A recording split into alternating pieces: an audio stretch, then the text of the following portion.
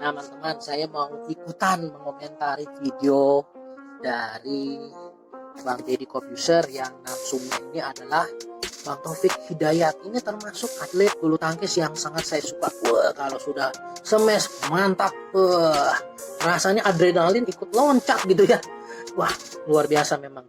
Nah, teman-teman, ada beberapa poin yang ingin saya bahas, tapi tidak semua. Nah, ini poin yang terkait pertama, pasti saya harus jelasin dulu nih, saya bukan orang kemarin sore yang membahas kasus gitu ya. Kalau teman-teman lihat di website saya nubukani.com, itu saya lahir dari kasus, teman-teman. Jujur, ada banyak kasus yang menjadi cikal bakal saya sebagaimana saya sekarang gitu ya. Ya memang belum besar lah, tapi setidaknya itu menjadi fondasi awal karir saya gitu ya. Kalau disebut karir ya, apain karir ya, ya sebutlah karir ya. Mulai dari kasus Angelin yang saya bahas, dan kemudian saya pertama kali masuk di TV itu di Berita Satu, kasusnya Angelin. Kemudian saya juga sempat membahas tentang kasus BGBW ya, kasus waktu itu cicak buaya ya, dimana juga sempat Pak Jokowi disorot di masa awal-awalnya beliau sebagai presiden, diwawancara oleh Kompas gitu ya.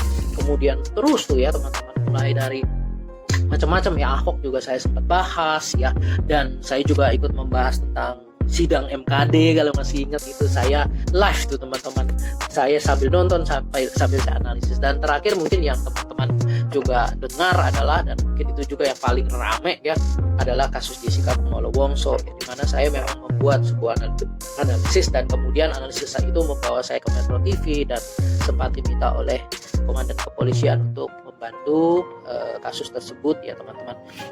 Saya tidak akan bahas panjang lebar masa lalu ya, dan tapi memang saya sudah lama nih nggak bahas kasus ini. Sudah lama banget saya nggak ikut-ikutan bahas kasus. Saya fokus cari duit gitu loh, cari dapur gitu ya. Dapur ini perlu ngebul teman-teman. Kalau dapur nggak ngebul saya repot. Saya masih ingat teman-teman, memang saya nggak akan pernah melupakan kasus seperti kasus cyanida tersebut. Saya masih ingat, saya waktu itu nggak punya uang teman-teman, benar-benar nggak punya uang saya hanya mungkin habis ya pada bulan-bulan itu ya, 1-2 bulan itu habis mungkin. Kalau saya bilang, saya sempat ngalamin itu harus nitipin anak di daycare, kemudian harus bekerja begitu ya, pontang-panting mencari klien dan sebagainya. Dan kebetulan itu terjadi kasus Jessica Kumolo Wongso ya. Waktu itu sebenarnya ada perdebatan di internal kami ya ini perlu saya bahas apa enggak nih, kan fokusnya uang gitu ya, fokusnya mencari uang. Dan bagaimana nih, saya karena gatal kasus gitu ya, saya langsung bahas tentang Jessica Kumolo Wongso ya. Kebetulan ada video dari Metro TV yang tepat banget pertanyaannya, tepat banget reaksi perilakunya, dan saya bahas itu. Nah, singkat kata, tentu itu tidak menghasilkan uang ya teman-teman, harus jujur. Nah, tapi dari situlah kemudian kepercayaan klien saya dapatkan, termasuk dari salah satu instansi penting terkait dengan pemberantasan korupsi gitu ya. Ya Anda tahu sendiri lah, nggak usah disebut ya. Kemudian sampai dengan instansi berikutnya terkait dengan korupsi, ada yang tentang keuangan, tentang imigrasi, tentang bea cukai. Nah itu klien-klien saya tuh teman-teman. Kemudian bank, sebutlah bank terbesar konsumer di Indonesia, itu juga klien saya. Bank, salah satu bank yang pemiliknya adalah orang terkaya di Indonesia juga klien saya, yang semacam itu ya teman-teman. Dan kasus ini menarik nih, kembali kepada kasus yang jadi heboh gara-gara ada pengakuan Bang Taufik Hidayat yang memang baru saja sempat bersaksi di pengadilan. Nah ini ingin saya bahas secara spesifik adalah pembicaraan beliau bersama dengan Bang Deddy Corbuzier. Ini menarik nih, kalau satu hal penting nih yang harus saya sampaikan. Kalau saya lihat Bang Deddy ini, kelihatannya kan beliau ini ceplos berani, tetapi mohon izin ya Bang Deddy, saya juga sempat ngelihat gerakan tanganmu yang begini. Bahkan di awal tuh di iklan pertama itu baru dibuka, klik ada iklan kan, spotting klip sebentar terkait salah satu pembicaraan, tanganmu begini udah kelihatan.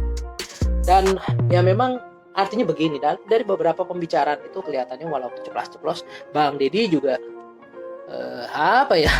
dibilang takut sih. Ya kalau kita bilang takut ya, to be honest takut lah ya. Tapi kan takut ini kan ada levelnya, ada yang di bawah, di sini ada yang tinggi gitu ya. Nah, Manusia pasti takut kalau sudah membicarakan hal-hal yang dia tahu ada segala kemungkinan resiko, baik itu yang kecil maupun yang besar. Tidak mungkin kalau kita bilang tidak takut. Cuman masalahnya takutnya seberapa takut, ya begitu aja. Nah, dan itu terbukti dari gestur seseorang gitu loh. Kalau nggak ada takut, nggak gitu. Nah, udahlah, lepaslah soal itu. Nah, ini ada poin-poin penting yang perlu dibahas terkait begini. Pernyataan ini kan sangat-sangat bold ya, soal korupsi dan koruptor. Wow, ini penting nih. Udah gitu ada instansi yang bisa dikaitkan begitu kan. Wow gitu ya. Dan ada satu profesi, yaitu PNS, yang juga dikaitkan di situ. Nah, ini teman-teman begini. Satu hal yang kita harus pahami tentang fraud, kebetulan klien saya 99% itu auditor atau anti fraud, dan saya yang mentraining teknik interview mereka, mentraining cara analisis perilaku mereka. Jadi yang teman-teman mungkin tidak tahu adalah saya bukan cuma mengajarkan micro expression misalnya, atau saya bukan cuma mempraktekkan micro expression ketika diundang oleh TV misalnya. Sejatinya saya memang belajar investigatif interview dan analisis perilaku. Sekali lagi garis bawah, ada interviewnya teman-teman, itu yang saya ajarkan, dan ada analisis perilakunya, jadi saya kawinkan.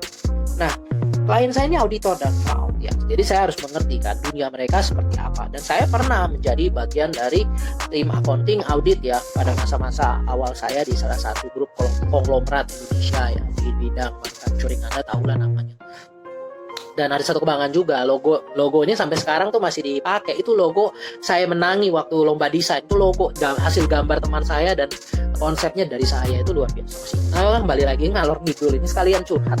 Nah, kalau kita ngomongin fraud teman-teman, suap ya. Kalau ngomong suap itu ada dua pihak ya, yaitu penyuap dan yang disuap. Jadi kalau kita bicara people, ada penyuap dan ada yang disuap. Tidak mungkin sendirian. Lain kalau kita bilang ya, orang ini mau memalsukan invoice, bisa jadi hanya dia yang melakukan itu. Anak buahnya tidak tahu, rekan kerjanya tidak tahu, atasannya tidak tahu, dan itu sebabnya dia ditangkap gitu kan. Ya kan? Begitu dicek juga, jangan-jangan pemilik toko nggak tahu gitu loh. Dia membuat invoice palsu untuk perabotan pembelian perlengkapan komputer, tapi pas dicek oleh tim internal audit, ternyata itu adalah toko kelontong misalnya kan, dia sendiri yang melakukan itu. Dan saya pernah tuh terlibat dalam pemecatan salah satu anak buah saya terkait dengan tadi bon palsu. Nah, sekarang kembali ke fraud. Suap menyuap ini pasti melibatkan dua orang atau dua pihak teman-teman. Nah, kalau kita bicara sebuah bisnis ya, atau sebuah fraud lah di dalam bisnis, itu selalu ada 4 pihak atau 4 elemen yang harus Anda ketahui. Satu, people ya. People tadi kan saya sudah bilang ada 2 orang. Selain people, apalagi proses yang harus Anda cek ya. Di dalam proses itu pasti ada prosedur dan peraturan. Jadi ada 4 ya. Dan terakhir ini penting ya, 4+1, ada yang bilang 5 lahan, jangan 4. Sebut aja 5 langsung. Oke, 5 lah, 5P. Pimpinan. Teman-teman, ketika ada sebuah kasus fraud terjadi di dalam sebuah organisasi, maka itu yang biasa kita lihat. Oke, satu, people-nya gimana nih? Penyuapnya siapa, yang disuap siapa? Kemudian dilihat, apa prosesnya bagaimana? Proses bagian apa yang bolong? Atau prosedur apa yang bolong? Peraturan apa yang bolong yang membuat si penyuap dan yang disuapi ini punya celah opportunity, punya celah rasionalisasi, punya celah motivasi ya untuk melakukan hal tersebut dengan capability yang ada. Itu kan fraud, seperti itu. Fraud analysis yang dikenal dengan diamond fraud analysis. Kemudian hal yang penting selain people, proses, peraturan, satu lagi yang terakhir adalah pimpinan, teman-teman. Kenapa? Karena pimpinan juga yang namanya pimpinan, yang dia pimpin bukan cuma people, teman-teman. Dia juga memimpin apa? Proses. Dia menggawangi proses, dia juga menggawangi prosedur, dan yang terakhir dia juga terlibat dalam pembuatan peraturan. Yang artinya pimpinan ini pun akan dicek, teman-teman. Nah, begini, kalau kita bicara sebuah fraud analysis secara teori, teman-teman ya. Ketika ada kasus fraud, kita bilangnya segitiga triangle crime analisis ya. Teman-teman di kepolisian, penegak hukum pasti ngerti soal ini ya. Dan mungkin teman-teman yang security juga tahu nih. Teman-teman audit yang belajar sama saya juga ngerti ya. Kalau kita bicara crime, segitiga crime analysis. Kalau kita bicara ada yang disuap ya, berarti kan korbannya perusahaan begitu kan. Nah, korbannya perusahaan, tapi harus dijeletekkan lebih detail. Korbannya ini di divisi apa atau di bagian proses atau prosedur apa ya yang terjadi. Nah, fraud tersebut. Kemudian harus kita lihat sisi yang sebelah kiri ini yang berdiri ya. Kalau di Anda sebelah kiri, di saya sebelah kanan ya. Saya akan ngomong dari sisi saya dan sebelah kanan. Ya, anggap kalau di sebelah kanan ini kita harus lihat pada saat terjadi fraud itu terjadinya di divisi apa, di perusahaan, di cabang mana, di perusahaan apa gitu, atau lebih detail lagi di prosedur mana, kapan terjadinya, waktunya kapan, tempatnya mungkin di mana, dan siapa yang bertanggung jawab atas proses dan prosedur ini. Kemudian kan penting ya.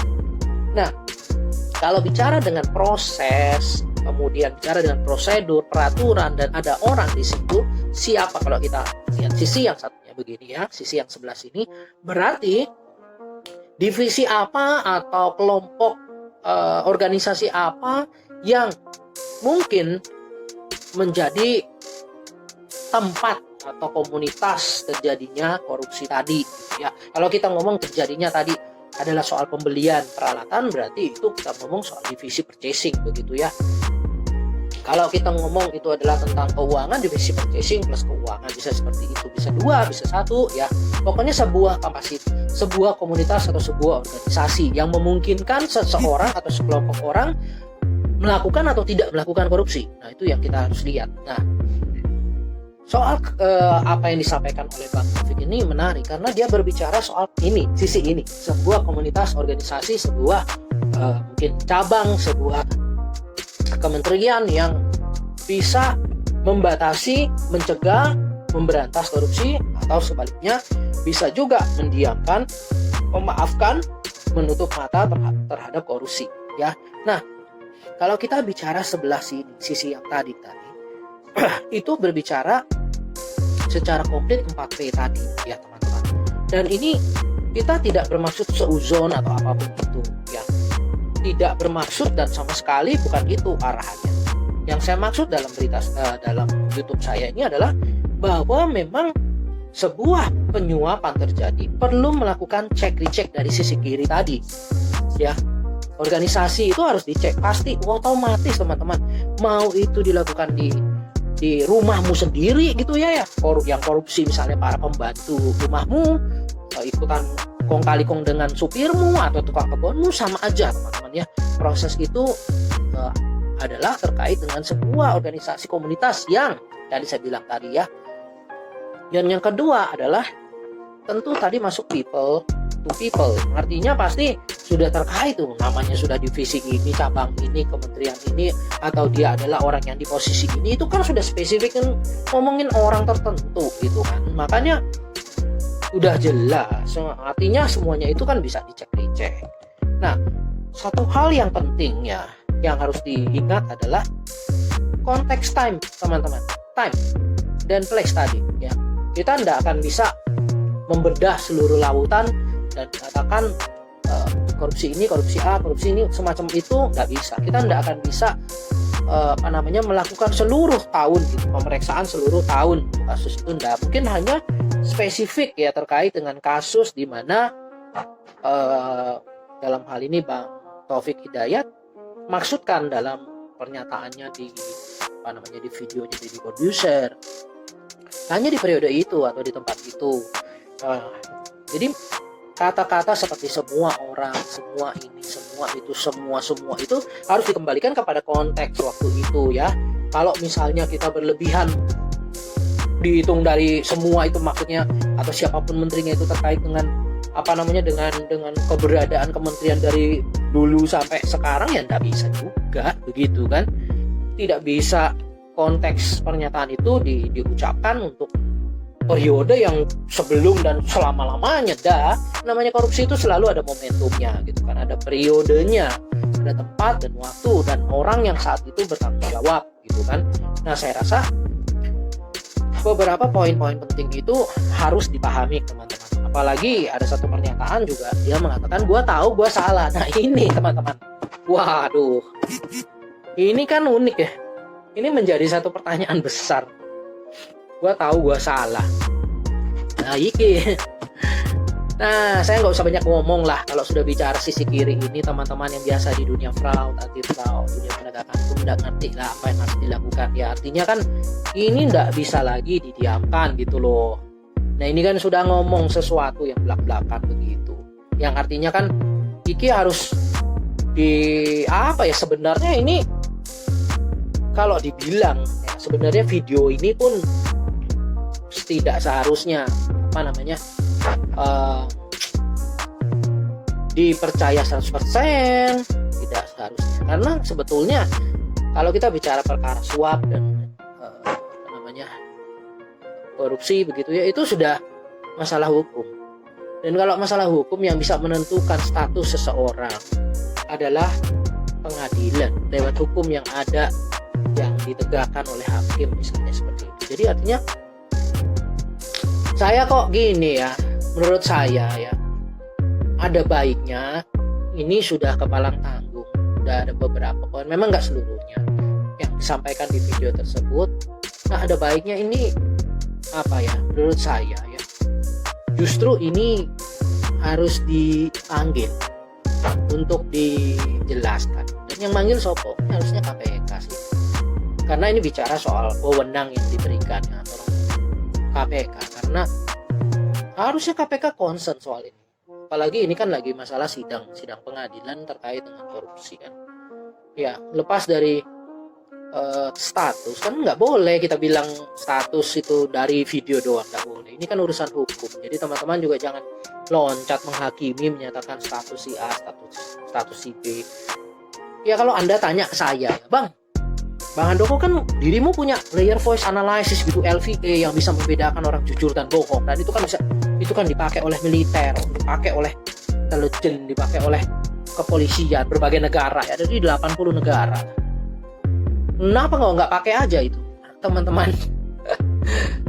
Saya bisa pakai itu videonya Bang Deddy Corbuzier, bisa analisis. Tetapi begini masalahnya teman-teman. Masalahnya adalah saya tidak dalam kapasitas wewenang untuk menyatakan itu jujur dan bohong. Gitu loh.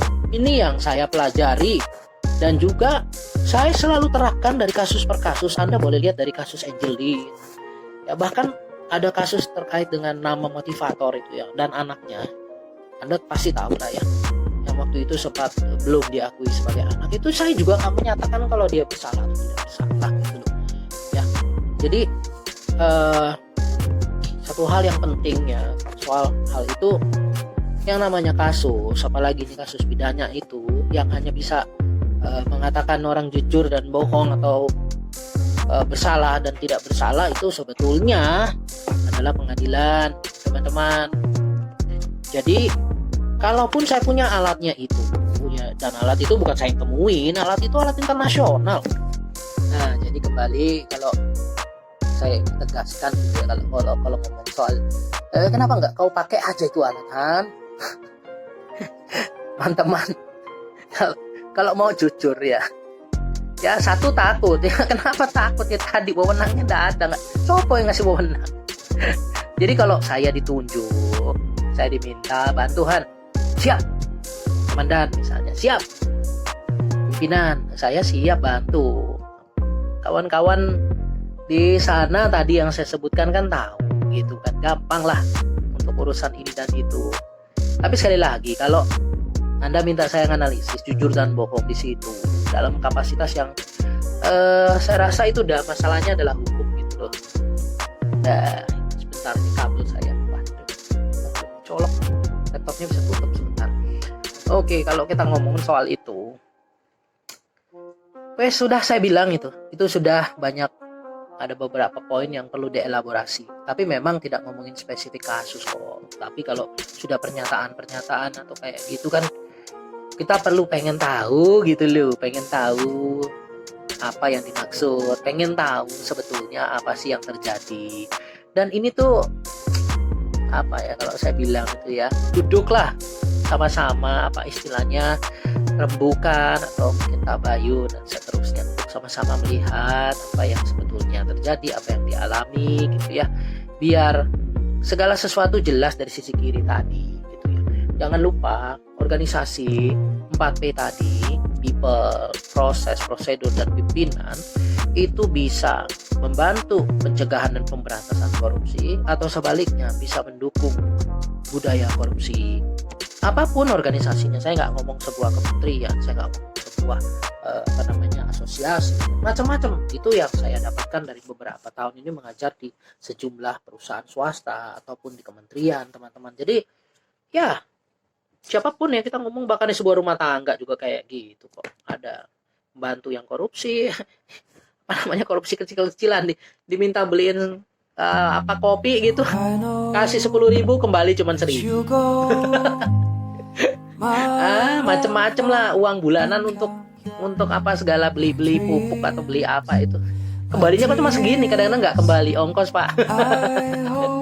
Hal-hal kayak gitu tuh perlu ketahui. Kadang-kadang di rumah mungkin Anda nggak tahu, tapi pembantu atau suster yang sudah senior ternyata malah mengatur gitu loh, segala uang diatur gitu sama dia, bahkan sampai urusan makan minum diatur sama dia. Itu kan sebuah tadi 4P tadi perlu dicek teman-teman. Nah, saya rasa saran saya cukup, dan sekali lagi, oke, demi kebersamaan dan kebaikan bersama-sama dan kebersamaan tadi, saran saya itu dibicarakan, dipertemukan biar enak. Yo. Salam, saya Andoko Gani. Bang Dedi, salam. Bang Taufik, salam. Wah, luar biasa. Saya kok sekarang jadi suka banget melihat channelmu, Bang Dedi. Mantap itu, mulai dari ketika saya nonton Bang Helmi ya. Gila, mantap tau. Bang, mantap. Saya juga tadi sempat nonton dirimu yang digajetin. Keren. Oke. Keep inspiring, Bang Dedi. Keep inspiring. Dan Bang Taufik, apapun yang Anda lakukan sekarang, tetap smash loncat, Bang. Mantap, Bang. Dan apa yang mesti dikatakan, katakan. Apa yang mesti diucapkan dengan memang itu adalah sebuah kebenaran, ucapkan dengan benar. Saya